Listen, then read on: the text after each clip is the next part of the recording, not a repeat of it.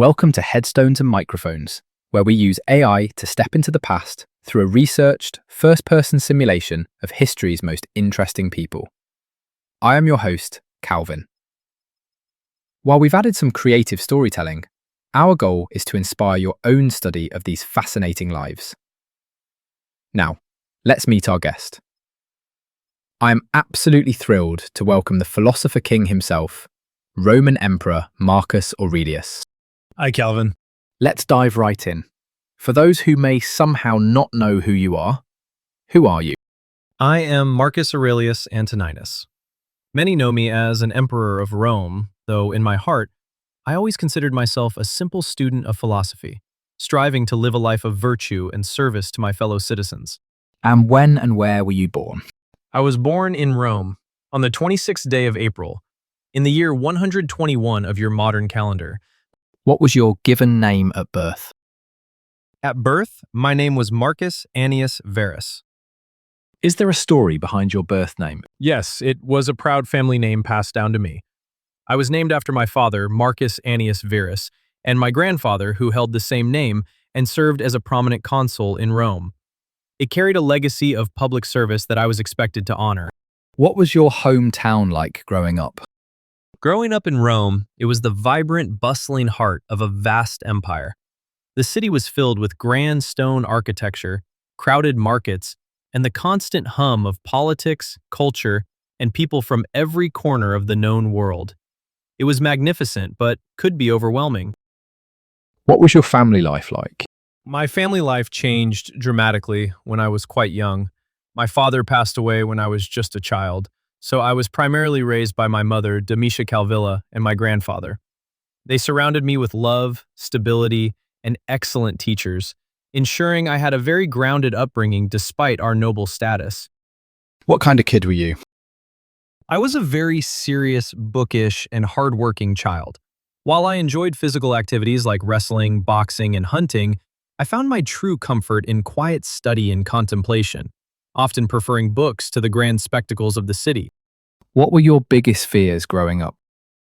My greatest fear was failing to live up to the expectations of duty and virtue. As I grew older and realized the immense responsibilities that would fall upon me, I constantly worried whether I would have the inner strength and justice to properly serve the people without being corrupted by power. What did you dream of becoming as a child? As a child, I dreamed simply of being a philosopher. I wanted to spend my days reading, writing, and learning how to master my own mind, far away from the chaotic arena of imperial politics. What were some of your favorite activities in school? I deeply enjoyed studying philosophy and rhetoric. I had the privilege of learning Latin from the great orator Marcus Cornelius Fronto and Greek from Herodes Atticus. Engaging in deep philosophical debates and practicing the art of clear, honest speech were my absolute favorite tasks. What was your first job? My first official step into public life was serving as a quaestor, a public official managing finances. And soon after, I became a consul, leading the Senate alongside my adoptive father, Antoninus Pius. It was a rapid introduction to the heavy machinery of the Roman state. Was there a moment where you realized you were different from everyone else? There was a distinct moment during my youth when the Emperor Hadrian took notice of my serious nature and my commitment to honesty. He playfully called me verissimus, which means the most truthful. That recognition set me on a path separate from my peers. What's a decision that changed everything for you, but felt small at the time?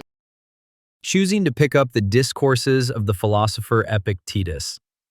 It was just a book given to me by one of my tutors, but reading the words of that former slave completely transformed my worldview and anchored my soul in stoicism for the rest of my days.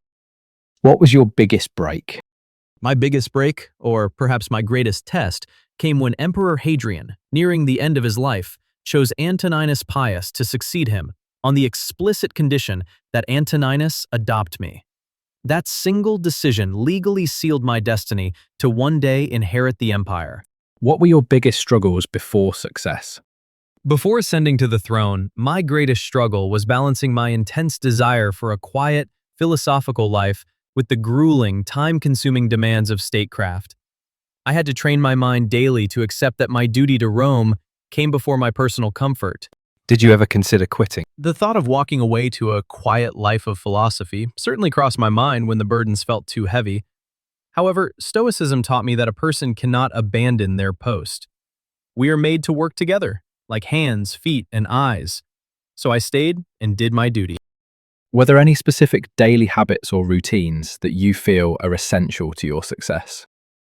My morning routine was essential. Every single day, upon waking, I would sit in quiet reflection and perform what we call premeditatio malorum. I would tell myself, the people I deal with today will be meddling, ungrateful, arrogant, and dishonest. They are like this because they cannot tell good from evil. But I have seen the beauty of good, so they cannot harm me. This mental preparation kept me calm through any storm. What job would you have had if fame never happened? If I had not been adopted into the imperial line, I would have happily been a teacher of philosophy, living a quiet life in the countryside, writing essays, and helping young minds discover the paths of virtue. What was your life like before fame? Before the absolute responsibility of the empire fell on my shoulders, life was a peaceful rhythm of family time, rigorous study, and assisting my adoptive father with the administrative tasks of governing. It was a period of preparation and relative tranquility. How did relationships change after success? When you become emperor, the nature of your interactions changes. People often tell you what they think you want to hear rather than the truth. I had to rely heavily on a very small circle of trusted, honest friends and advisors who weren't afraid to speak plainly to me. Did fame bring happiness? Not at all. True happiness does not come from fame, wealth, or a golden crown. It comes entirely from within, from acting justly, practicing self-restraint, and knowing that you did your best to help others. External applause is fleeting and hollow. What was the downside of becoming famous? The complete loss of privacy and the constant weight of responsibility. Every decision I made affected millions of lives. There was no escaping the public eye, and I was often surrounded by crowds while feeling profoundly isolated in my duties. What misconceptions did people have about you? Many people assumed that because I was a philosopher who wrote about inner peace, I was soft or unsuited for leadership. They didn't realize that my philosophy didn't make me weak. It gave me the ironclad resilience required to lead armies and manage a massive empire through crisis. What was the darkest moment? The arrival of the devastating Antonine Plague, combined with relentless rebellions along our northern borders.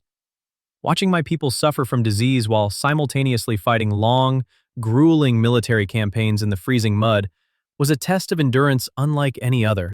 What past regrets did you carry that you spoke about? I often wrote about my regret of occasionally losing my temper or allowing impatience to cloud my judgment.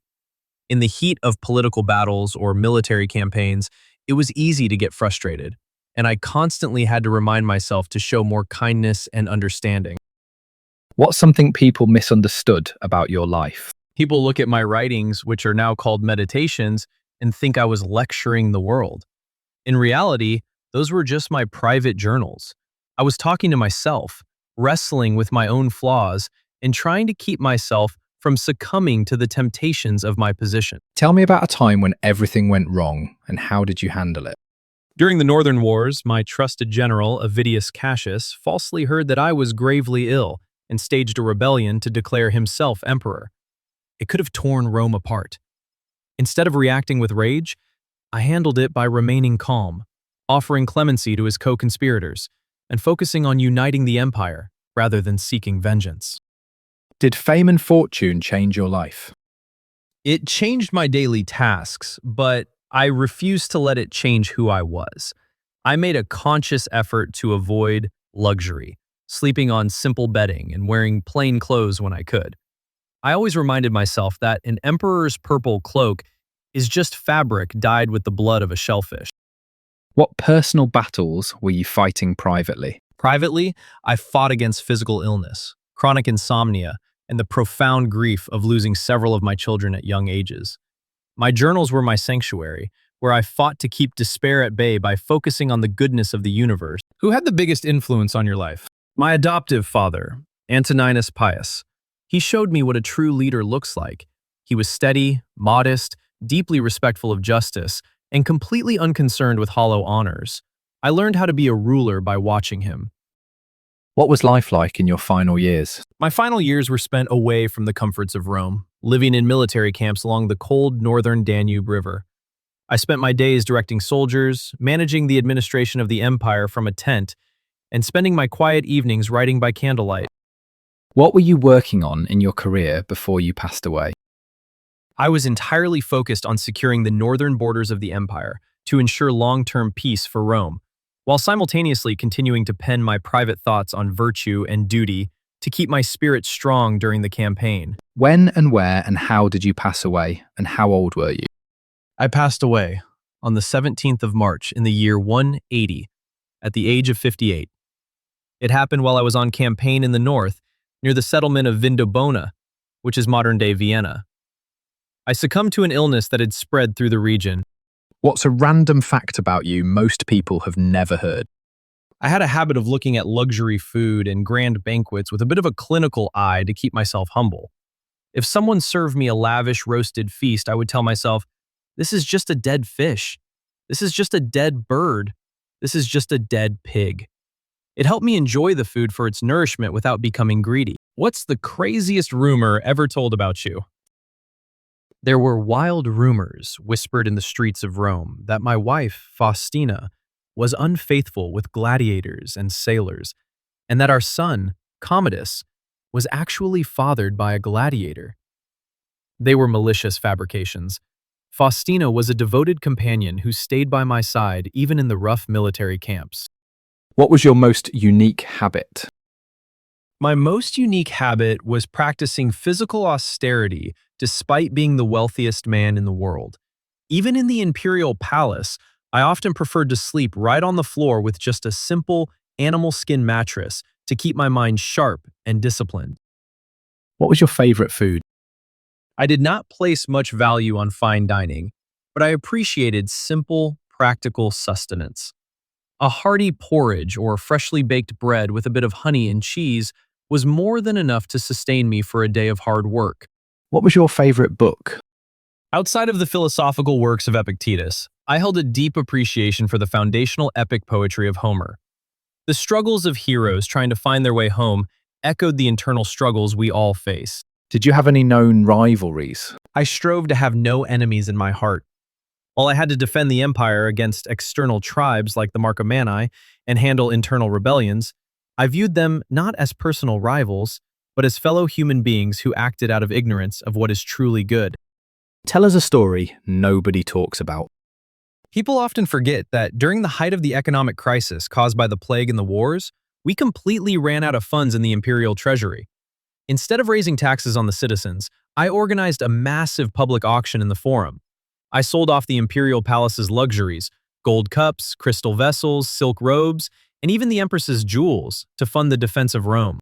What's your funniest behind-the-scenes moment? My old tutor Fronto and I used to write letters back and forth, and we would engage in silly word games. Once we spent an absurd amount of time writing elaborate, mock-serious praise for the virtues of sleep and the artistic merit of smoke and dust. Even an emperor needs to laugh at trivial things sometimes. Did you ever prank someone? I was generally far too serious for elaborate pranks, but my companions and I would occasionally play lighthearted tricks during our youthful hunting trips, such as misleading each other about which direction a wild boar had run, leading to a long, muddy chase for nothing. What was the most outlandish purchase you made? I truly tried to avoid outlandish purchases, but I did invest a substantial amount of state resources to secure a vast collection of rare, ancient books and philosophical scrolls from Greece to expand the libraries of Rome, ensuring knowledge was preserved. What advice would you give people chasing success? Do not chase external success, wealth, or the approval of others. Look inward. Value your character above all else. Focus entirely on what is within your control, your thoughts, your actions, and your integrity, and accept whatever else comes with grace. Do you have any closing remarks about the interview or the stories you shared that you would like to share with the listeners before signing off? I would simply remind everyone that your life is shaped by the quality of your thoughts. Take time each day to find quiet, examine your mind, and treat those around you with kindness, for we are all here to help one another. Thank you for having me on the show, Calvin. It was a wonderful conversation. What an incredible journey into the mind of Rome's philosopher king.